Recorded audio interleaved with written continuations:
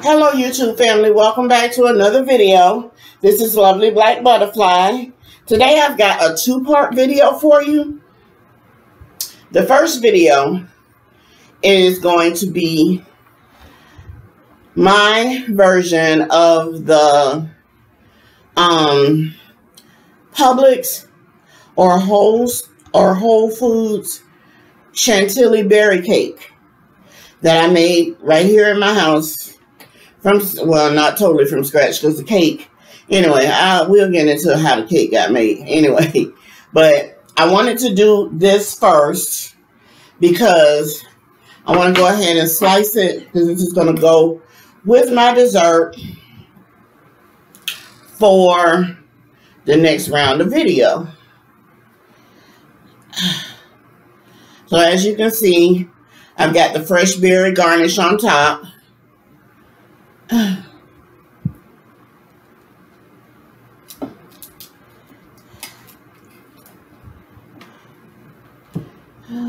on. Be nice. Be nice. And bring your ass on out of there.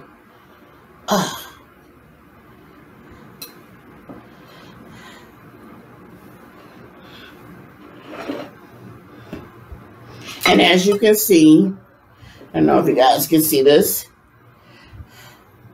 but it does have the berry filling. And what it is a cream cheese and mascarpone with whipped cream frosting. It's a very light frosting, not very sweet. To tell you the truth, I always have trouble with this frosting because of the whipped cream. I thought I came across a way to stabilize the whipped cream more, and you'll see that in the video and upcoming in the making of this cake. But the frosting is still very light, not very sweet, which is the way I like it. And we're going to get into the making of that. Then I wanted to cut this because this is going to be my dessert with my main dinner. So stay tuned. I'll be right back. We're going to start our mixed berry jam by measuring 2 to 2.5 cups of frozen mixed berries. Now you can use frozen or fresh. And to be honest, I had the fresh berries that I could have used.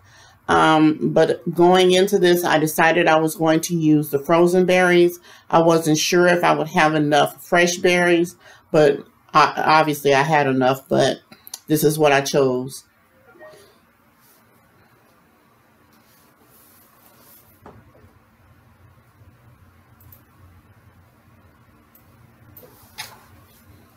Now to the berries, I'm going to add 1/4 cup of granulated sugar,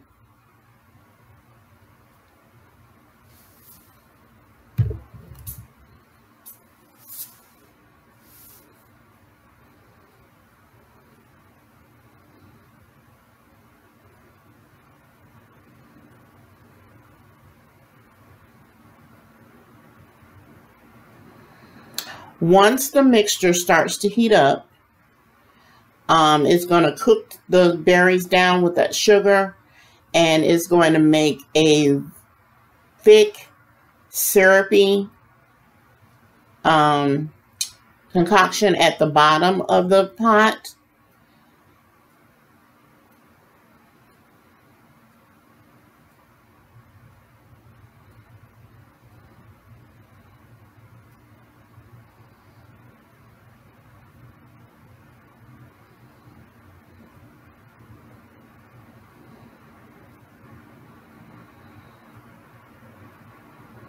As you can see, it's a very nice syrupy concoction,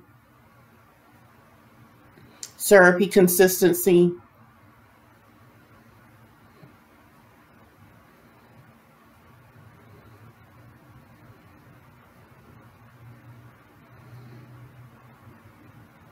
Once the berries have cooked down enough, I'm going to go ahead and use an immersion blender to break down those large fruit pieces. Now, you don't have to use an immersion blender. This can be done using a mini chopper, a food processor, or even a magic bullet.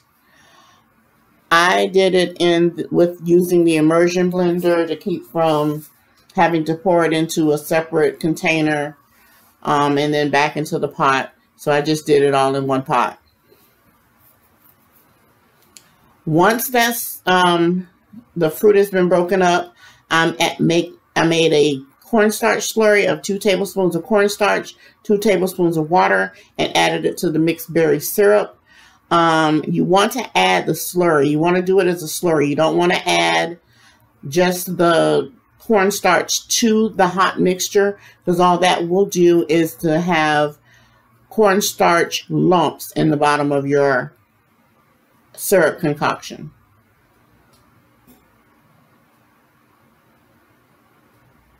Off camera, once I got this all cooked down, I actually added maybe a half a handful of berries back into the mixture out of the bag, just to give it a more chunky consistency. I kind of broke down those berry pieces a little bit too much with the immersion blender, and as you can see, the cornstarch has made it into a very thick jam. And I have to say, this jam is actually quite delicious. I actually can't wait to try this on toast, or maybe even over some vanilla ice cream, because it was delicious.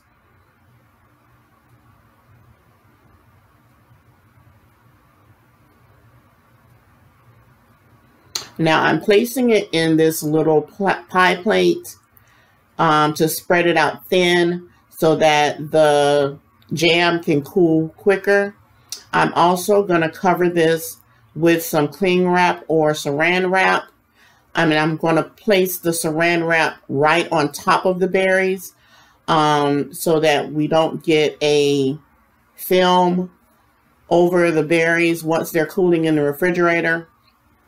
So we don't want any foreign smells or odors to get into your berries. So you want to cover that quite well and then put it in the refrigerator to cool.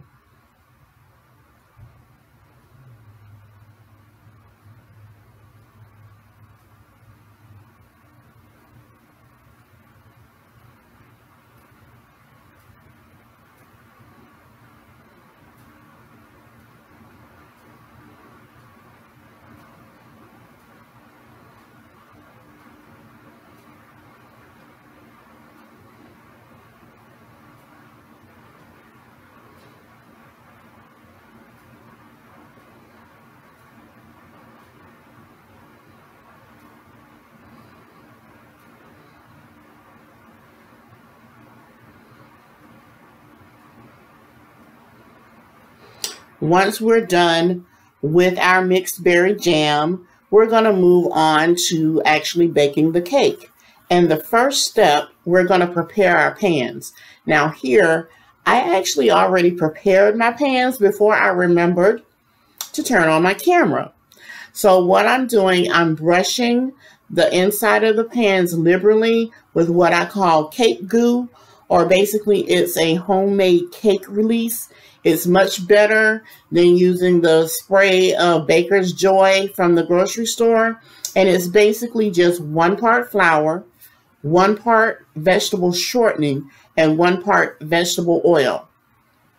You want to spread it liberally in your pan. And then I place a cutout sheet of parchment, the size of my pan, in the bottom of my cake pan.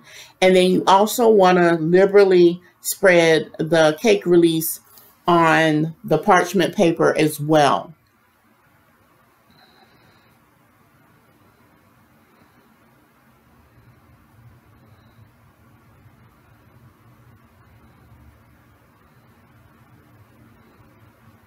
Once the cake pans are prepped, we're going to go ahead and move on to baking the cake.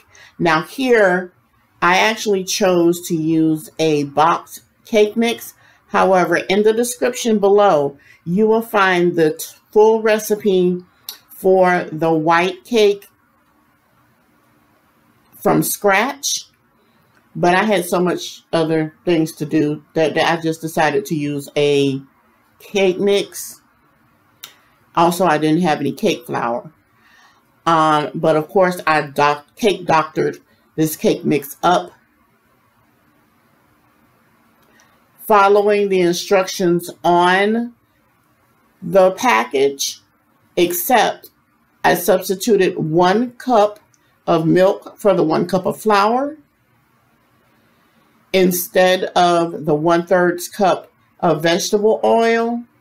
I use 1/3 cup of sweet cream unsalted butter, and of course the 3 eggs.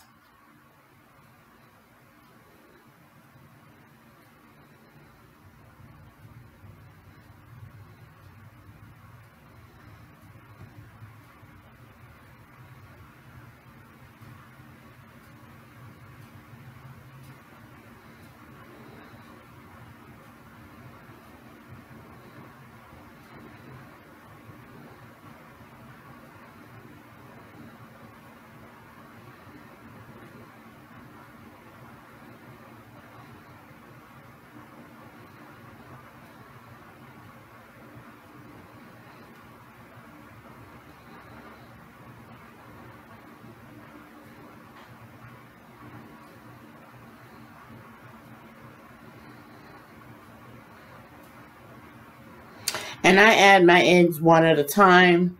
I crack it into a separate dish in case I get a bad egg. I haven't ruined 3 separate eggs, and I don't want to put it directly into my cake batter again in case I have a bad egg and then I've ruined the whole thing. So I crack each egg individually and add it to my cake mix.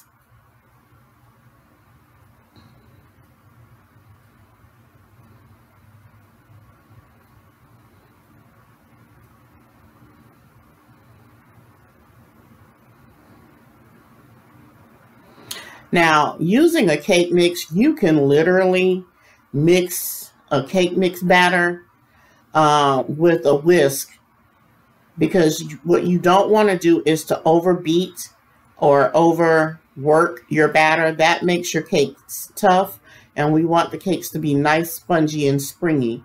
So you want to beat it no more than 1.5 to 2 minutes, and just enough to incorporate all the ingredients into the batter. Now, I like to measure the cake batter into the pan so that I try my best to get each layer even, the same height as possible. So I use a measuring cup and scoop the batter into the pans.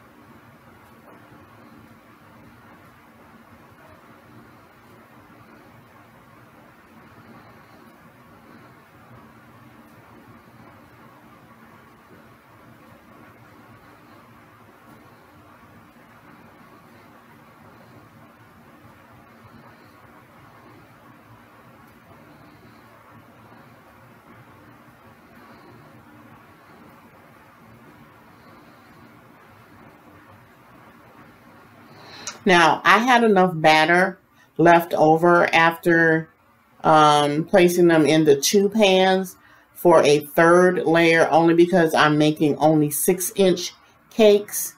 If you're making a regular 8-inch or 9-inch cake, that batter should be only enough for 2 layers, but I am going to get 3 layers out of that batter.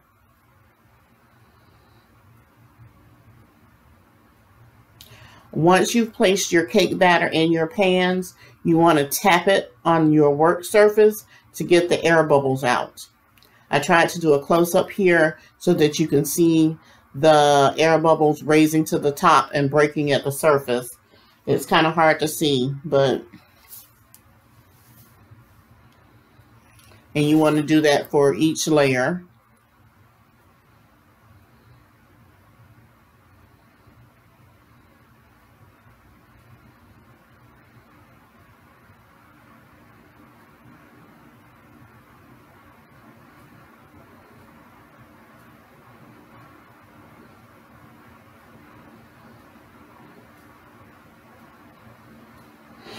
And you want to bake your cakes until they're golden brown.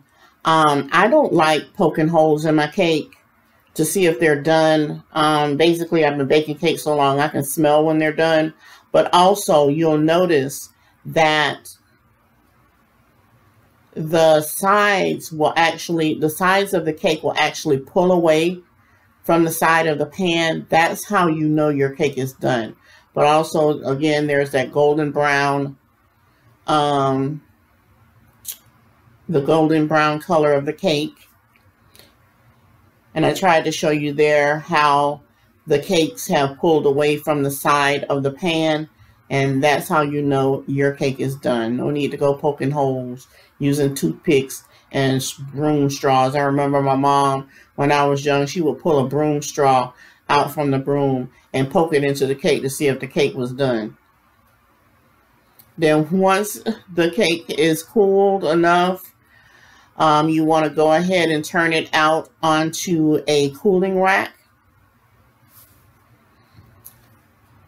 And as I said, off camera, I went ahead and baked a 3rd layer, which you'll see once I begin actually putting the cake together with the frosting and filling.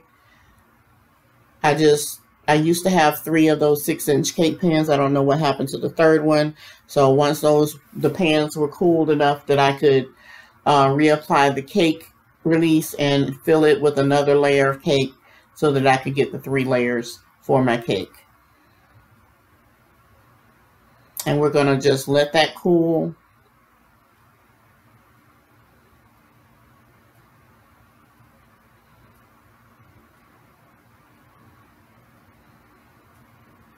And see how nice and golden brown and spongy that cake is? That's how you want your cake to look. Now we're going to move on to the Chantilly icing. What you're going to need is butter, softened cream cheese, softened mascarpone cheese, powdered sugar, heavy whipping cream, vanilla extract, and instant vanilla pudding, and that's just used to stabilize the whipped cream. So we're going to start by placing the butter, the cream cheese, and the mascarpone cheese into our mixing bowl.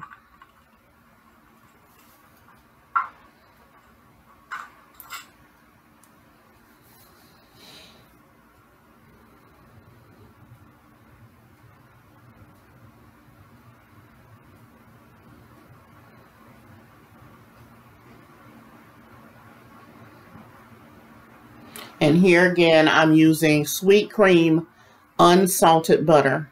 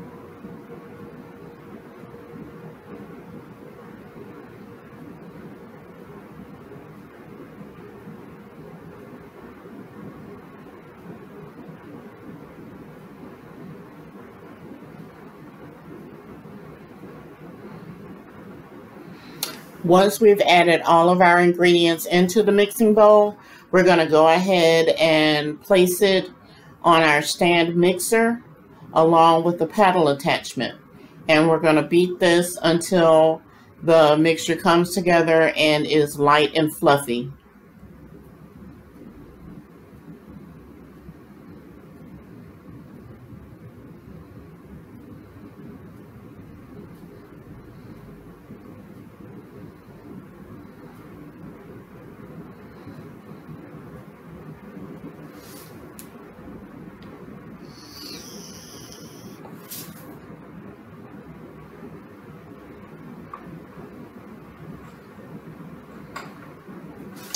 Once the ingredients are mixed, you want to go ahead and scrape your paddle as well as scrape the sides of the bowl.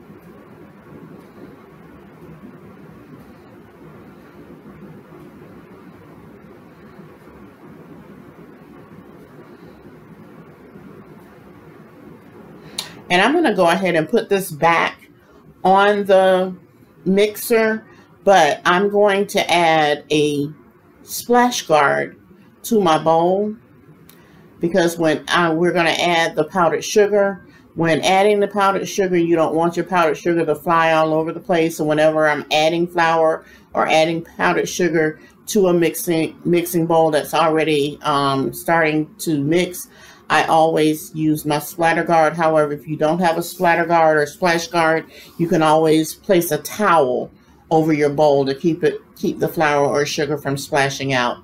And here I've added about 2.5 cups of powdered sugar to that mixture. I probably could have added a little bit more, but I don't like my frosting really sweet, and I want it to be more light and not so heavy with sugar. The more sugar you add, the heavier and thicker your frosting is going to be, and I wanted it to stay very light and fluffy. So I scraped the side of my bowl, and now I've cleaned my bowl. Now, I know this is true if you're whipping eggs for meringue. I don't know how true this is for whipped cream, but I know that your bowl has to be absolutely clean and dry. No trace of oils or grease in your bowl when you're mixing egg whites. I'm not sure if that's the same for whipped cream. Otherwise, your egg whites will not come to a stiff peak. But I remember that from my cake decorating classes. I couldn't remember if that rang true for the whipping cream, so I made sure my bowl was absolutely clean. And instead of the paddle attachment, I've gone ahead and added the wire whisk attachment. And we're going to whip that until the whipping cream has come to a pretty stiff peak. Whipping whipped cream is a delicate balance because just whipped a little bit too much and you've got butter, and we don't want to make butter. So yes, you want it to be in pretty stiff peaks, but not too stiff that it turns to butter. Here I'm adding my teaspoon of vanilla and my teaspoon of instant vanilla pudding. The instant vanilla pudding is going to stabilize that whipped cream so that it stays in the stiff peak and doesn't start to fall apart.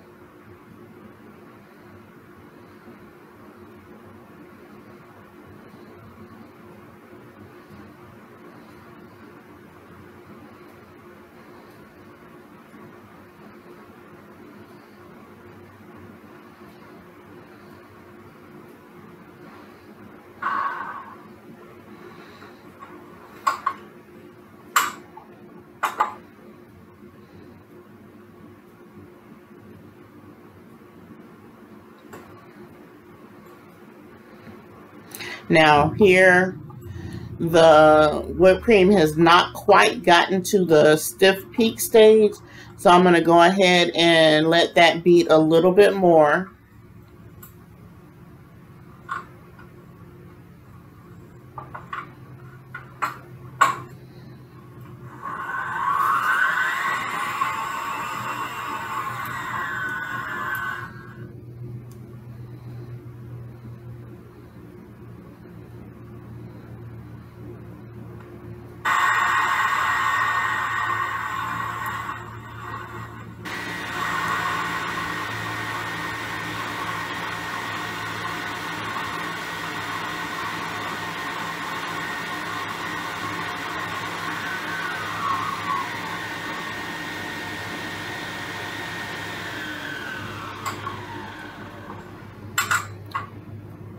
And now, as you can see, the whipped cream has gotten into a stiff peak stage, and that's just where we want it. We don't want to mix it anymore, because if we mix this anymore, we're going to have butter, and we don't want butter.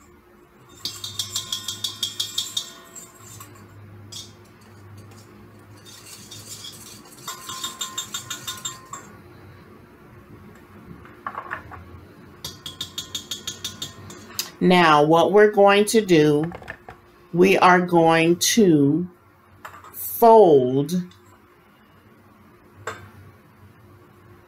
our cream cheese, or cream cheese and mascarpone mixture into the whipped cream. This is for my child. You know which one you are. I have 2 sons. He know who he is. I'm not going to call his name. This is how you fold.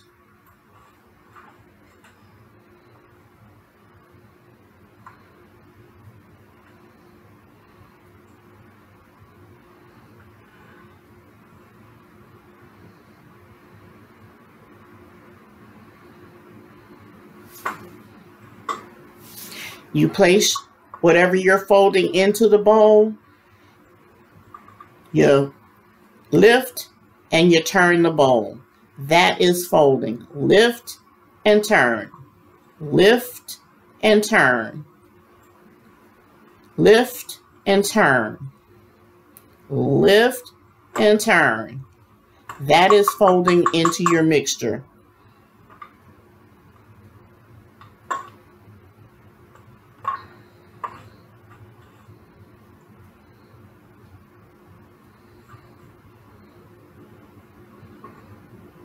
Come down the middle, lift and turn. Come down the middle, lift and turn. You got that, kid?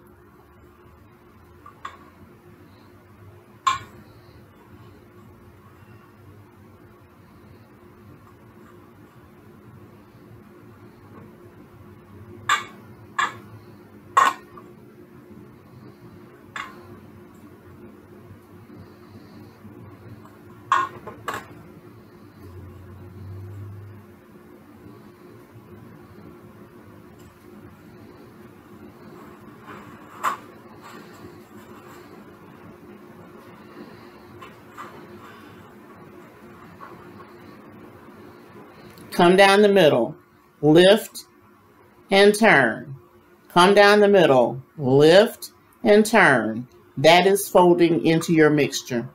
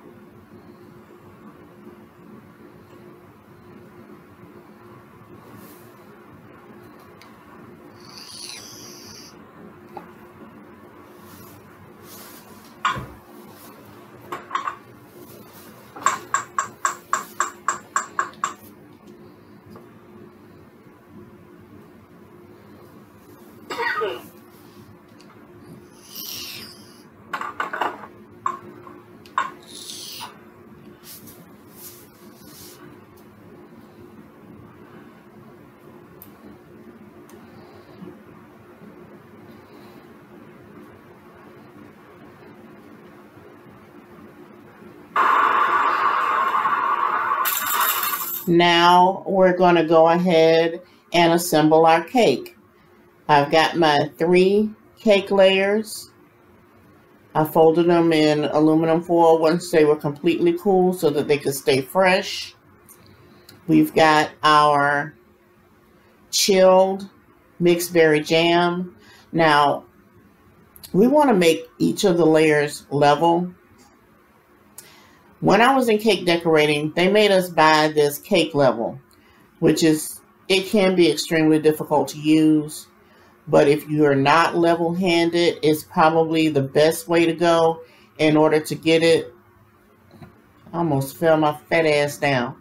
Anyway, but moving those wires to get it exactly lined up is really a pain in the ass. So I just go ahead and use a bread knife. I'm pretty much good at level-handed cutting. Sometimes I get a little off, but to me, that works best for me.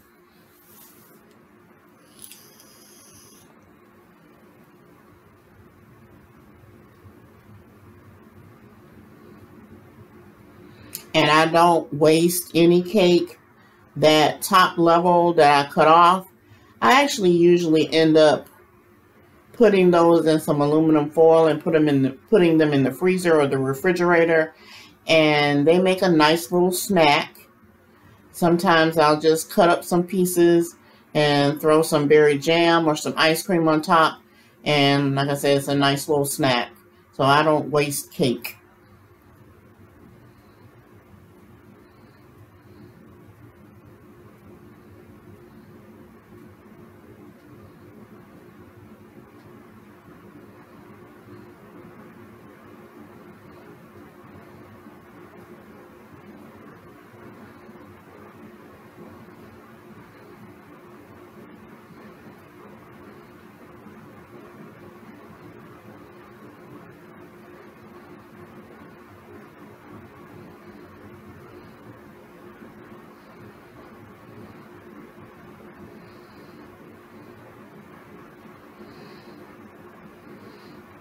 As you see, I got a little off with the cutting, but yeah, we'll go ahead and level that on out.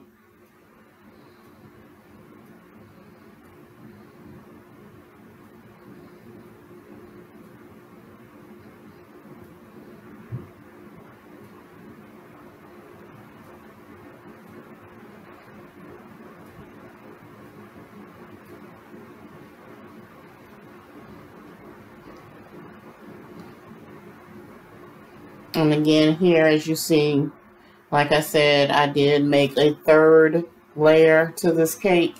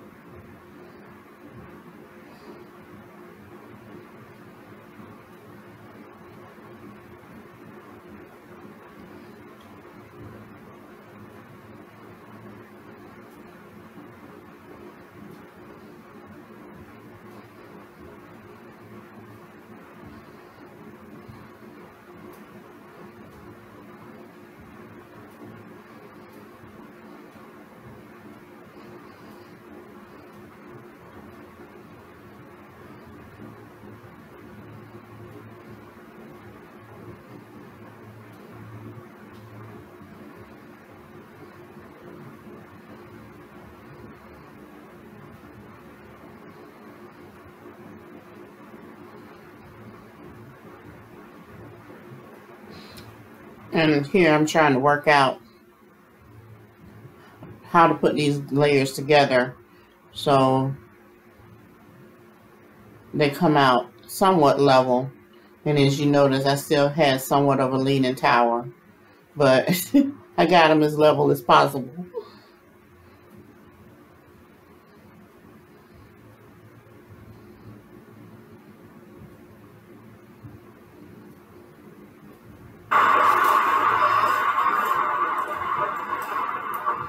The first thing I'm going to do is dust off the crumbs on my cake. And then what I'm going to do is I'm going to brush on some simple syrup over the top of my cake Simple syrup helps keep your cake moist. And all simple syrup is 1 part sugar to 1 part water. You heat it on the stove for about 3 minutes just to get the sugar to dissolve. And I let this heat a little bit too long, and that shit was hot. I burned my thigh with that simple syrup.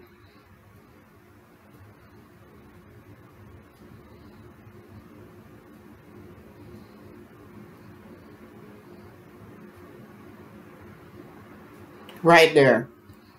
That shit waste on my thigh.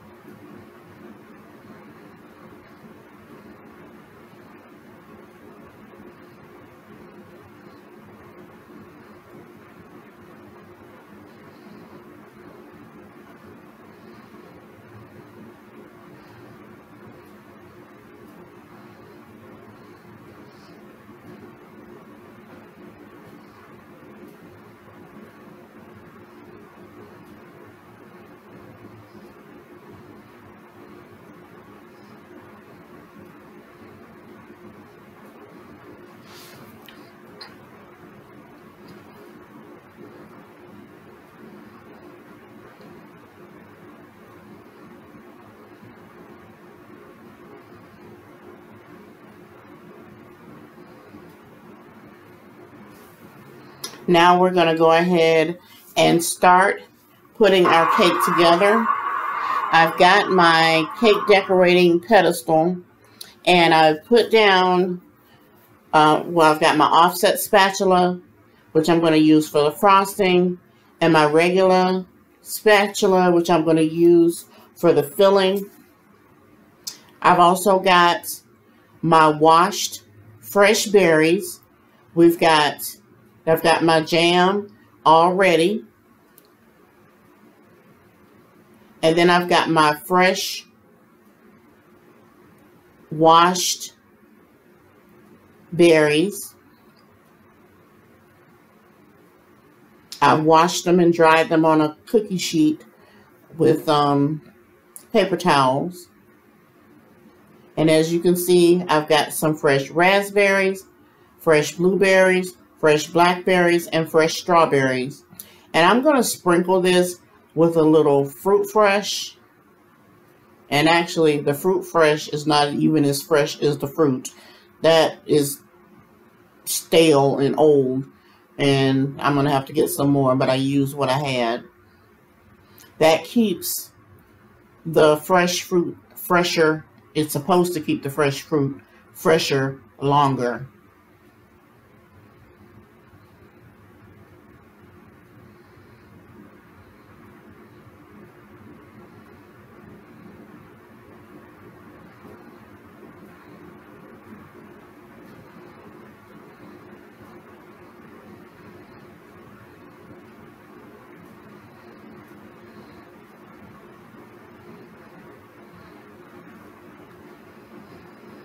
So once I've got my berries sprinkled with my stale fruit fresh,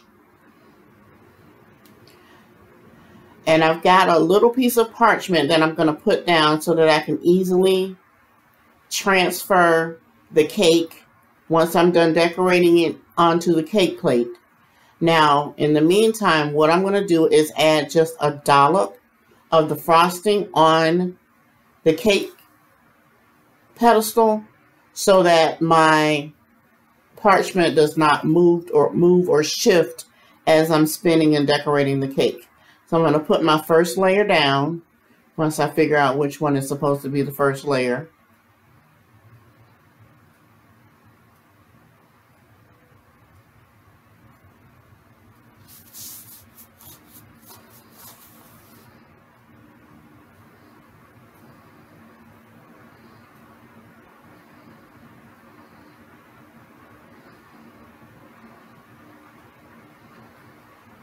Then I'm going to go ahead and top it with some of the mixed berry jam.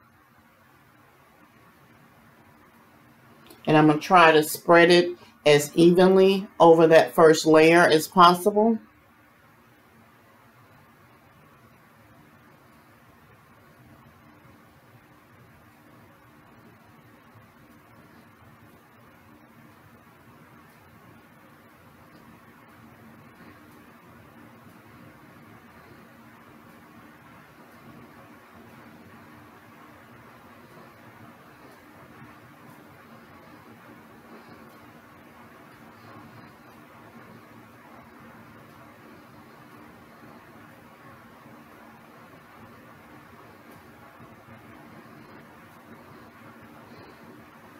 Next, we're going to spread some of the Chantilly frosting, and you want to get a liberal amount because you want to make sure that you spread it to where you don't have to lift your spatula. That way you don't get the jam mixed with your frosting, and you just want to spread it evenly over the top of the jam. Now I'm going to place some fresh fruit pieces in the middle over the Chantilly frosting.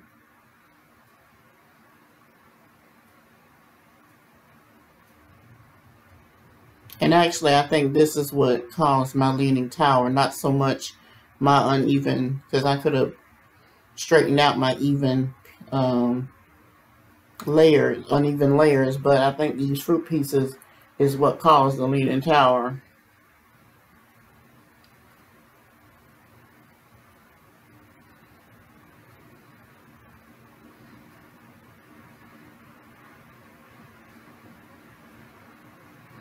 And I placed the blueberries, raspberries, and blackberries on whole, but I took the strawberries and cut them in half and placed them on top, sliced side down.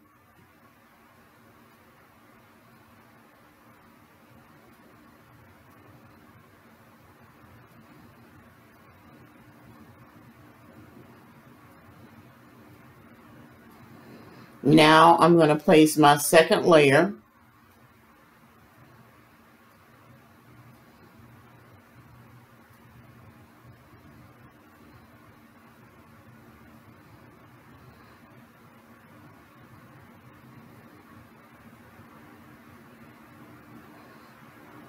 In just a moment, I promise, I'm going to move that camera angle so that you can actually see.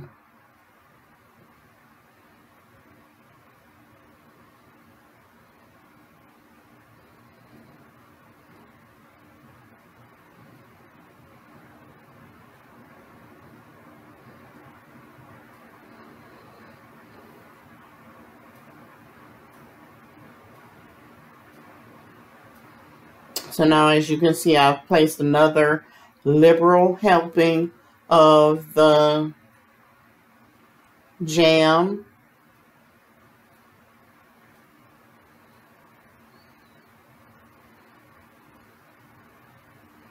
And I'm trying to spread it as evenly as I possibly can.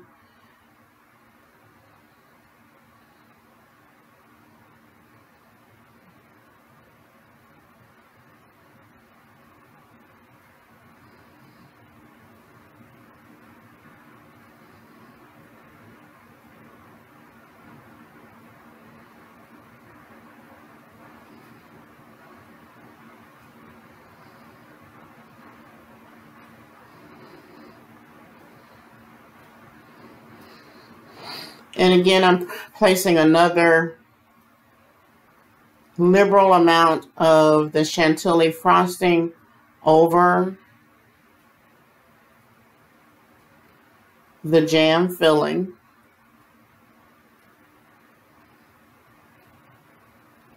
Again, you want to be able to spread that without actually lifting your spatula.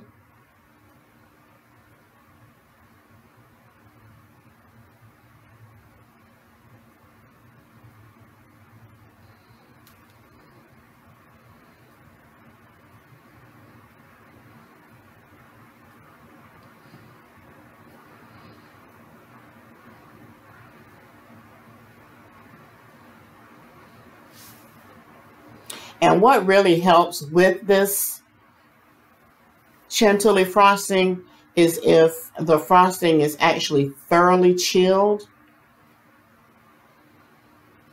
It actually tends to be a little stiffer and easier to work with.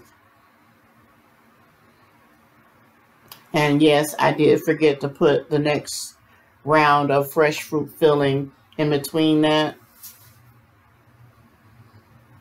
But now what I'm gonna do, I'm gonna put an overly generous amount of frosting on top, because when I start to spread out my frosting, I want it to actually flow down the sides, and that's how I'm going to get the frosting onto the sides of the cake.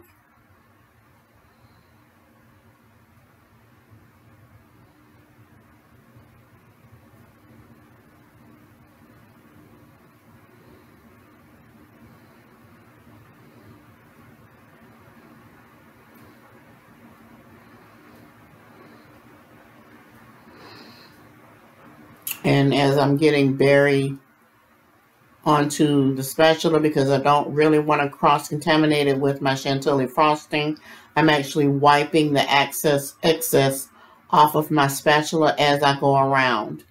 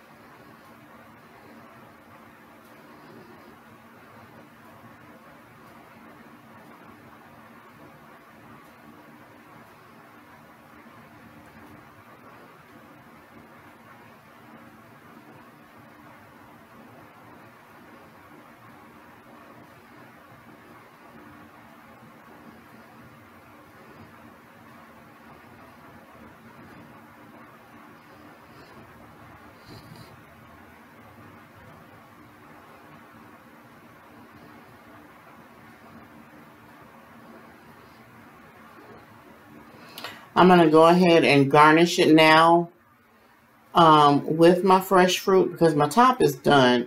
I'm going to set it in the refrigerator along with the leftover frosting so it can chill a little and get a little more, so that the frosting can get a little more set and firm.